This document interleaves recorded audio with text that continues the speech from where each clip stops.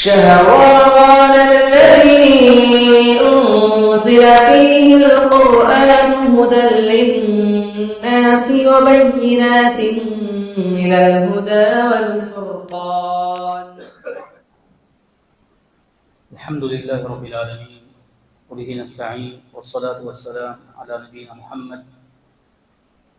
وعلى آله وصحبه أجمعين ومن تبعهم بإحسان إلى يوم الدين. أما بعد. حاضرین گرامی قدر اور پردہ نشین خواتین اسلام، الحمدللہ آج ہم لوگوں نے رمضان المبارک کی 28ویں تراویح ادا کی ہے، اور آج کی تراویح میں پارہ نمبر 29 مکمل پڑھا گیا، اور درس قرآن میں آج ہم لوگ قرآن مجید کی 2 مختصر سورتوں کا معنی اور مفہوم سمجھنے کی کوشش کریں گے۔ پہلی سورت ہے سورہ نصر اور دوسری سورت ہے سورہ لہب۔ سورہ نصر میں اللہ سبحانہ و تعالیٰ نے اپنے نبی کو خوشخبری سنائی ہے، مسلمانوں کو خوشخبری سنائی ہے، اسلام کے غلبے اور ظہور کا تذکرہ کیا ہے، اور اپنے نبی سے اللہ سبحانہ و تعالیٰ نے یہ کہا ہے کہ وہ رب کی تسبیح اور اس کی حمد بیان کریں اور اپنے گناہوں پر استغفار کریں۔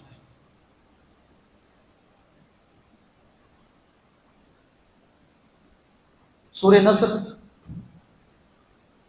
قرآن مجید کی وہ سورت ہے جو سب سے آخر میں نازل ہوئی، یعنی مکمل سورت جو نازل ہوئی وہ سورہ نصر ہے، جو سب سے آخر میں مکمل سورت نازل ہونے والی ہی سورت ہے۔ اس سورت کے بعد کوئی مکمل سورت نازل نہیں ہوئی، کچھ آیتیں نازل ہوئیں ایک سورت کی، مگر یہ سورت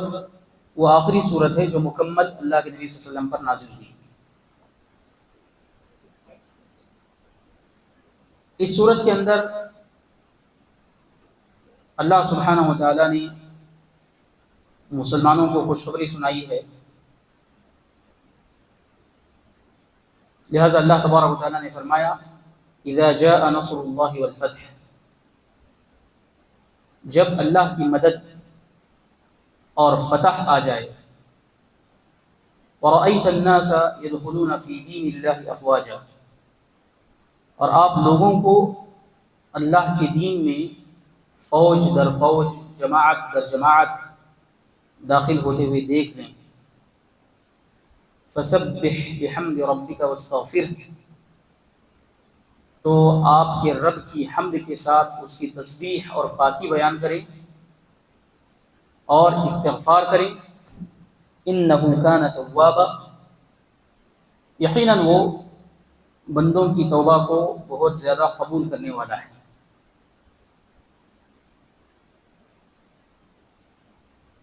حضرت عمر بن خطاب رضی اللہ تعالیٰ عنہ کے دور خلافت میں آپ کی جو مجلس شورا ہوا کرتی تھی، اس مجلس شورا میں بڑے بڑے صحابہ ہوا کرتے تھے، وہ صحابہ جنہوں نے جنگ بدر میں شرکت کی تھی، جن کو بدری صحابہ کہا جاتا ہے، جن کا دین میں بڑا مقام ہے، ایسے بڑے بڑے جلیل القدر صحابہ ہوا کرتے تھے، اور ساتھ میں ایک کم سن صحابی حضرت عبداللہ ابن عباس رضی اللہ تعالیٰ عنہ بھی آپ کی مجلس مشاورت میں ہوا کرتے تھے۔ کچھ صحابہ کو اعتراض ہوا کہ ہم بدری صحابہ ہیں، بڑے بڑے صحابہ ہیں، اور ہمارے ساتھ اس کم سن بچے کو بٹھایا جاتا ہے، اس کم سن صحابی کو بٹھایا جاتا ہے، اور ہمارے بھی بچے ہیں، اس عمر کے ہمارے بھی بچے ہیں، مگر ہمارے بچوں کو حضرت عمر اپنی مجلس میں جگہ نہیں دیتے، مگر عبداللہ ابن عباس کو جگہ دیتے ہیں۔ اس طرح کا اعتراض لوگوں کے ذہن میں پیدا ہوا۔ ایک دن ایسے ہی مجلس جمی ہوئی تھی، حضرت عبداللہ ابن عباس بھی اس میں موجود تھے اور دوسرے بڑے صحابہ بھی موجود تھے۔ حضرت عمر بن خطاب رضی اللہ تعالی عنہ نے اذا جاء نصر اللہ والفتح اس صورت کو ان صحابہ کے سامنے پیش کیا اور پوچھا کہ اس صورت میں اللہ تبارک و تعالیٰ نے کیا بات بتائی ہے، اس صورت کے اندر اللہ تبارک و تعالیٰ نے کیا پیغام دیا ہے۔ کچھ لوگوں نے کہا کہ اس صورت میں اللہ تبارک و تعالیٰ نے خوشخبری سنائی ہے کہ دین غالب ہوگا اور دین کی جیت ہوگی، اسلام کی جیت ہوگی۔ کچھ صحابہ نے کہا کہ اس صورت میں اللہ تبارک و تعالیٰ نے تسبیح کا حکم دیا ہے، حمد و ثنا کا حکم دیا ہے اور استغفار کا حکم دیا ہے۔ پھر حضرت عمر بن خطاب نے عبداللہ ابن عباس رضی اللہ تعالیٰ عنہما سے پوچھا کہ عبداللہ ابن عباس تم بتاؤ کہ اس صورت کے اندر اللہ تبارک و تعالیٰ نے کیا بات بتائی ہے۔ حضرت عبداللہ ابن عباس رضی اللہ تعالیٰ عنہما نے ان تمام لوگوں کے جوابات سے ہٹ کر ایک دوسرا جواب دیا۔ تمام صحابہ کے جواب سے ہٹ کر ایک نیا جواب دیا، ایک انوکھا جواب دیا۔ کہا کہ در حقیقت اس صورت کے اندر اللہ تبارک و تعالیٰ نے اپنے نبی کی وفات کا اشارہ کیا ہے۔ اللہ کے نبی صلی اللہ علیہ وسلم کی وفات کا اشارہ اس صورت کے اندر کیا گیا۔ جب اسلام غالب آ جائے گا، جب اسلام ہر چہار جانب پھیل جائے گا اور اللہ کی نعمت آپ پر مکمل ہو جائے گی، تو اب اپنے رب کی طرف جانے کا، اپنے آخری سفر کی آپ تیاری شروع کریں۔ اس لیے توبہ اور استغفار کریں، اللہ کی حمد بیان کریں۔ حضرت عمر بن خطاب نے کہا کہ جو بات تم نے بتائی ہے اس صورت کے تعلق سے میرے علم میں بھی وہی ہے۔ عبداللہ ابن عباس کی تائید کی۔ تو اس طریقے سے حضرت عمر نے ان صحابہ کو ایک حیثیت سے جواب دیا کہ عبداللہ ابن عباس کو وہ اپنی مجلس میں جگہ کیوں دیتے ہیں؟ کم سن ہونے کے باوجود ان کی مجلس مشاورت میں جگہ دینے کی وجہ یہی ہے کہ وہ بڑی علمی شخصیت تھی۔ قرآن مجید کی تفسیر کا علم ان کو خصوصی طور پر اللہ تبارک و تعالیٰ نے دیا تھا۔ اللہ تعالیٰ نے اس صورت کے اندر بتایا ہے کہ اللہ سبحانہ و تعالیٰ کی مدد مسلمانوں کو اور اللہ کے نبی صلی اللہ علیہ وسلم کو حاصل ہوگی۔ اللہ کی مدد اپنے نبی کو حاصل ہوگی۔ اسلام کے دشمنوں پر، مسلمانوں کے دشمنوں کے خلاف اللہ سبحانہ و تعالیٰ مسلمانوں کی اور اپنے نبی کی مدد کرے گا۔ اس مدد کا وعدہ کیا گیا ہے۔ دوسرے نمبر پر اللہ تبارک و تعالیٰ نے فتح مکہ کی خوشخبری اس کے اندر سنائی۔ مسلمانوں کو مکے میں ابتدائی اسلام میں ستایا گیا، پریشان کیا گیا، ان کو تکلیفیں دی گئیں،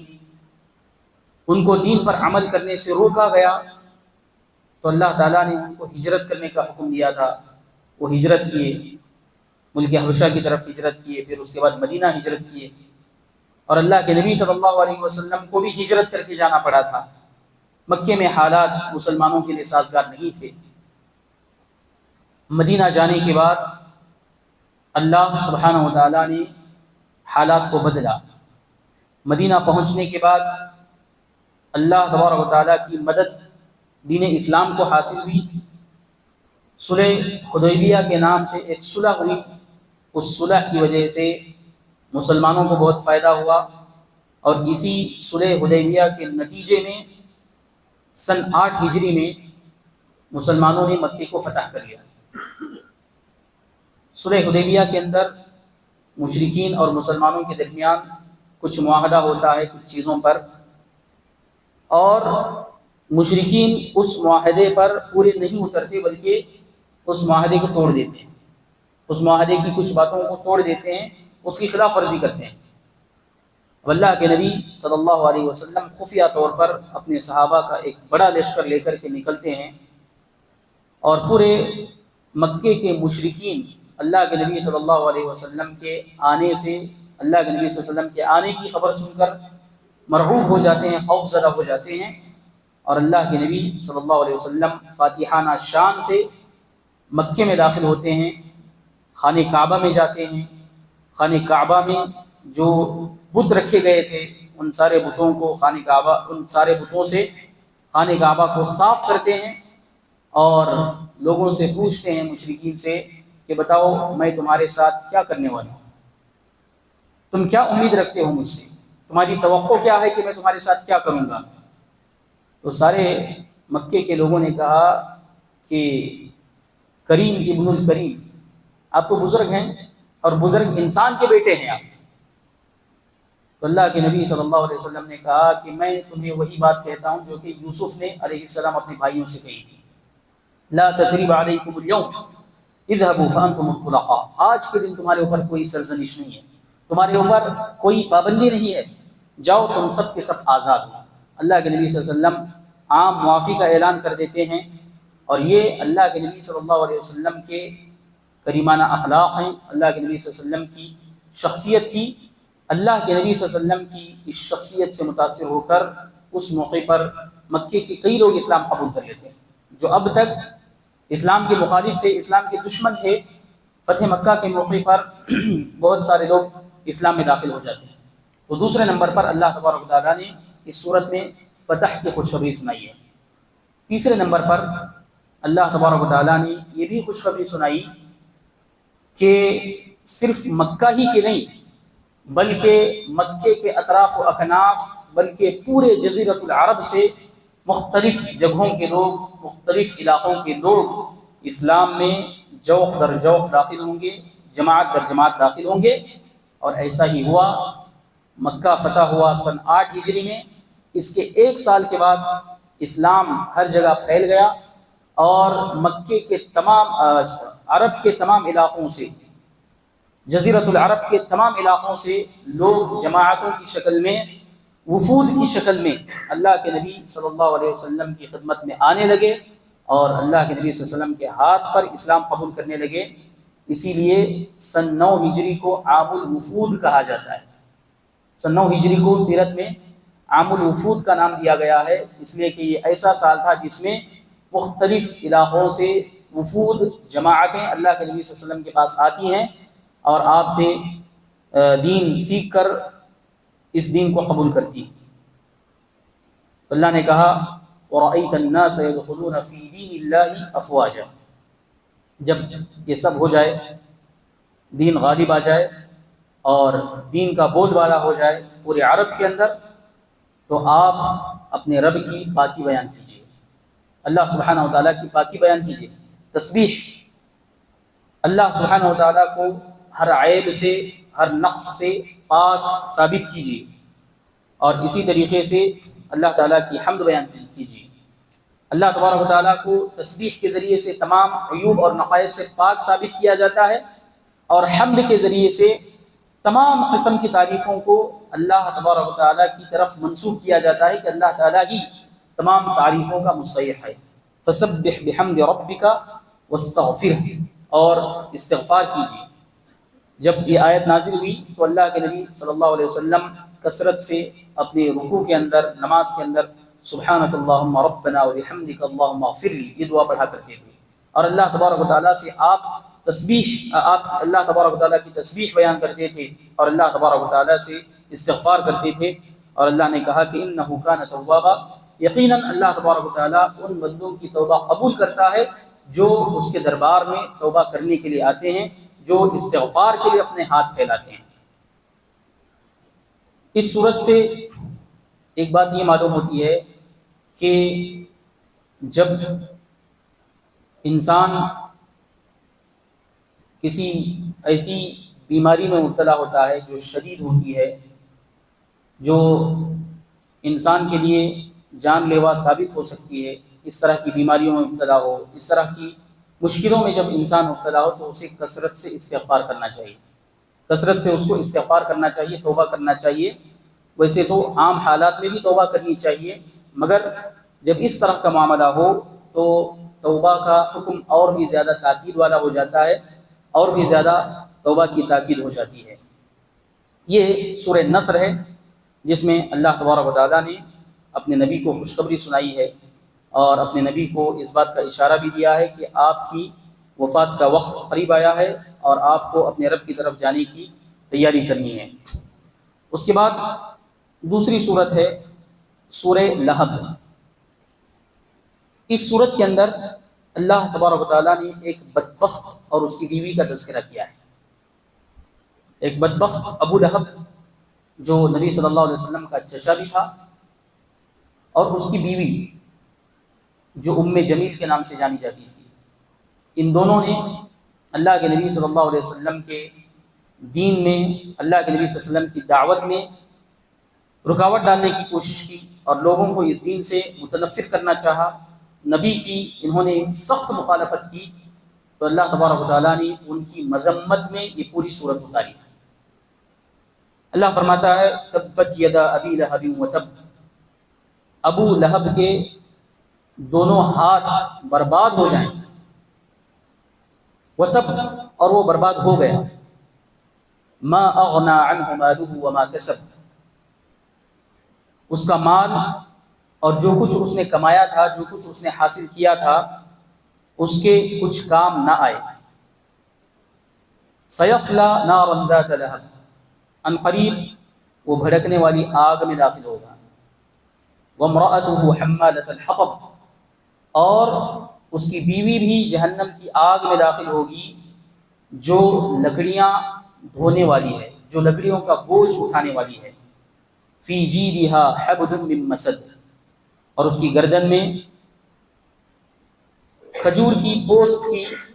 بٹی ہوئی رسی ہے، اس کی گردن میں کھجور کی پوست، کھجور کی چھال سے بٹی ہوئی رسی ہوگی۔ یہ اس صورت کا ترجمہ ہے۔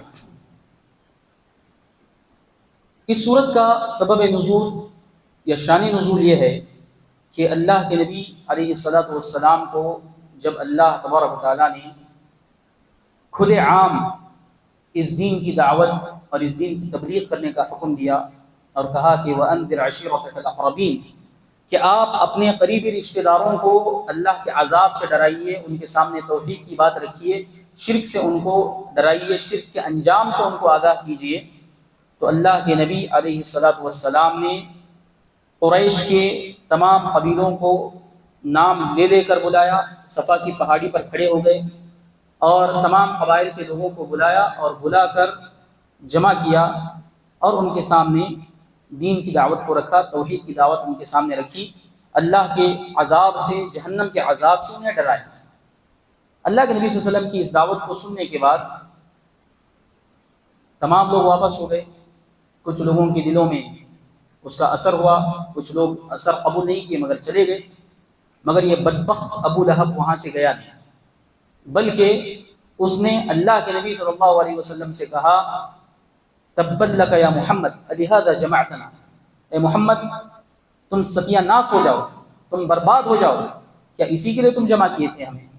اسی کام کے لیے یا یہی بات بتانے کے لیے تم ہمیں جمع کیے تھے؟ اللہ کے نبی صلی اللہ علیہ وسلم کی دعوت کی اس نے تحقیر کی اور کہا کہ یہ گھٹیا کام ہے، گھٹیا دعوت ہے، جس کو دینے کے لیے اور اس دعوت کو پہنچانے کے لیے تم نے ہمیں جمع کیا ہے۔ اس طرح اللہ کے نبی صلی اللہ علیہ وسلم کے ساتھ اس نے بدزبانی کی اور برا سلوک کیا، تو اسی کے جواب میں اللہ سبحانہ و تعالیٰ نے یہ آیتیں نازل کی، یہ سورہ نازل کی، اور اس سورت کا نام ہی سورہ لہب ہے۔ تو اللہ تبارک و تعالیٰ نے کہا تبت یدا ابی لہب وتب، ابو لہب کے دونوں ہاتھ برباد ہو جائیں۔ پہلے ہاتھوں کی بربادی کا تذکرہ کیا گیا ہے، اس لیے کہ ہاتھ ہی ہیں جن سے انسان عمل کرتا ہے۔ عام طور پر انسان جو عمل کرتا ہے وہ اپنے ہاتھوں سے کرتا ہے، تو اللہ سبحانہ و تعالیٰ نے پہلے بد دعا دی ہے، اللہ تبارک و تعالیٰ نے بد دعا دی ہے کہ اس کے دونوں ہاتھ برباد ہو جائیں، تبت یدا ابی لہب۔ پھر اس کے بعد اللہ تعالیٰ نے کہا وَتَبَّ، اور وہ برباد ہو گیا. یہ خبر ہے کہ وہ برباد ہو گئے. پہلے جملے میں بد دعا ہے وہ برباد ہو جائے، اور وَتَبَّ جو جملہ ہے اس کے اندر اللہ تبارک و تعالیٰ نے خبر دی ہے کہ وہ برباد ہو گیا. اس کے بعد کہا ما اغنى عنه ماله وما كسب، جو مال اس نے کمایا تھا، جو مال اس نے حاصل کیا تھا، وہ مال اور جو کچھ وہ کمائے گا وہ ساری چیزیں اس کے کچھ کام نہیں آئیں گی. دنیا میں انسان کو کوئی مشکل آتی ہے، کسی کے پاس گرفتار ہوتا ہے انسان، تو اس گرفتاری سے بچنے کے لیے اپنا مال خرچ کرتا ہے. اگر کبھی بیمار ہو جاتا ہے تو بیماری سے بچنے کے لیے مال خرچ کرتا ہے تو بیماری سے بچ جاتا ہے. مگر اللہ تبارک و تعالیٰ کا عذاب، اللہ تبارک و تعالیٰ کی پکڑ ایسی ہے کہ اس پکڑ سے بچنے کے لیے انسان کا مال اور انسان کی دولت کچھ کام نہیں آئے گی. تو اللہ تعالیٰ نے دو چیزوں کا تذکرہ کیا ہے، اس کا مال اور وہ چیزیں جو اس نے کمائی تھی. اس کی کمائی ہوئی چیزیں اللہ تبارک و تعالیٰ کے مقابلے میں کچھ کام نہیں آئی. اب یہ دو چیزوں کا مطلب کیا ہے؟ پہلا قول اس کے اندر یہ ہے کہ ما اغنى عنہ مالہ سے مراد اس کا وہ مال ہے جو اس کو وراثت میں ملا ہے. باپ دادا کی وراثت سے جو مال اس کو ملا ہے وہ مالہ سے مراد ہے. اور وما کسب سے مراد اس کا وہ مال جس کو اس نے اپنے ہاتھوں سے اپنی محنت سے کمایا ہے. تو اس کا وراثت کا مال جو اس نے اپنے ماں باپ سے پایا ہے وہ بھی اس کے کچھ کام نہیں آئے گا، اور جو مال وہ خود کمائے گا وہ بھی اس کے کچھ کام نہیں آئے گا. دوسرا قول یہ ہے کہ اس کا مال اس کے کام نہیں آئے گا، اور اسی طریقے سے اس کا جو نام ہے، اس کی جو شہرت ہے، اس کا جو مقام و مرتبہ ہے جو اس نے کمایا ہے اپنی قوم کے اندر، کہ اس کا مقام و مرتبہ اور اس کی حیثیت بھی اللہ تبارک و تعالیٰ کے سامنے کچھ کام نہیں آئے گی. تیسرا قول اس کے اندر یہ بھی ہے کہ اس کا مال بھی اللہ کے سامنے کچھ کام نہیں آئے گا، اور جو اولاد اس نے کمائی ہے، جو اس کی اولاد ہے، جو اس کے بیٹے ہیں، اس کے بیٹے اور اس کی اولاد بھی اللہ تعالیٰ کے سامنے، اللہ کے عذاب کے سامنے کچھ کام نہیں آئیں گے. ما اغنى عنہ مالہ وما کسب. پھر اللہ تعالیٰ نے کہا کہ سیصلی نارا ذات لہب، ان قریب یہ بھڑکنے والی آگ میں داخل ہوگا، دہکتی ہوئی آگ میں داخل ہوگا. اللہ تعالیٰ نے ان قریب کا لفظ استعمال کیا، سیصلی. اب یہ اس کا جو ٹھکانہ ہے جہنم کا بہت قریب ہے، جیسے ہی یہ مرے گا